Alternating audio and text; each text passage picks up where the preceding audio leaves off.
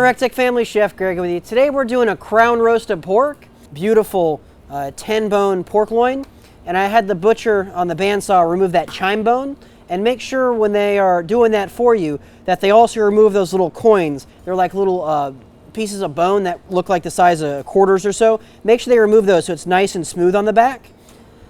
All right, we've got our crown roasts good and Frenched, and now is the time, if you're gonna brine, I would recommend brining and or seasoning. So we're gonna keep it pretty easy. We're gonna use some heifer dust. You can use some fresh herbs, salt, pepper, garlic. It's really up to you.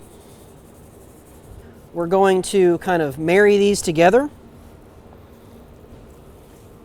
So we're gonna use a couple cheats here. So I have a butcher's needle, okay, and some twine.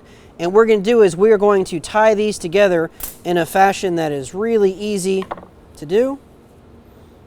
So just like sewing on a button, we'll come into here and we're actually going to go up underneath that first bone in through that second one to get a really good secure knot. Again, these are things you can ask the butcher to do.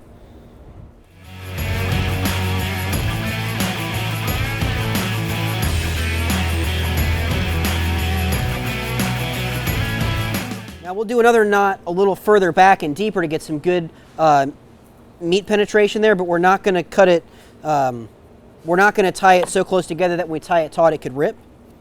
So go about 2 inches or so back and about 2 inches or so forward.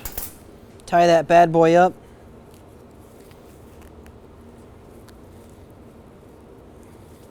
And when he cooks, he is going nowhere. Now this next part, you might need an extra set of hands. So what we're going to do is we're going to tie together so it is nice and round like a crown, okay?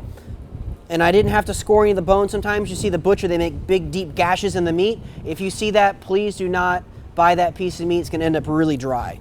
So what I'm going to do is I'm actually going to use the weight of that pork, and I'm going to go ahead and do that same knot here at the top and then again at the bottom.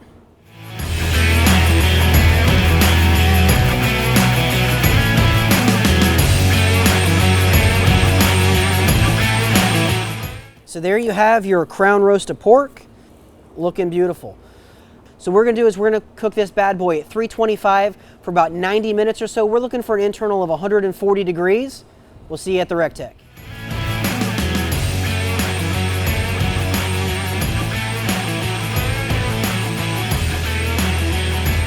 All right, so our crown roast of pork is done and it is fantastic. So to recap, we let this go at 225. It took about 2 hours and 20 minutes or so. We cooked it to an internal of 140 degrees. We let it rest for about 35, 40 minutes. It's still good and hot. And the beauty of crown roast is it does the portioning for you. So you'll take your knife and slice in between the bones and you'll get a perfect chop. So there you have it. Succulent crown roast of pork. Nice smoke ring. We seasoned it up pretty simple with the heifer dust. Pretty stupid delicious. Rectech does all the work.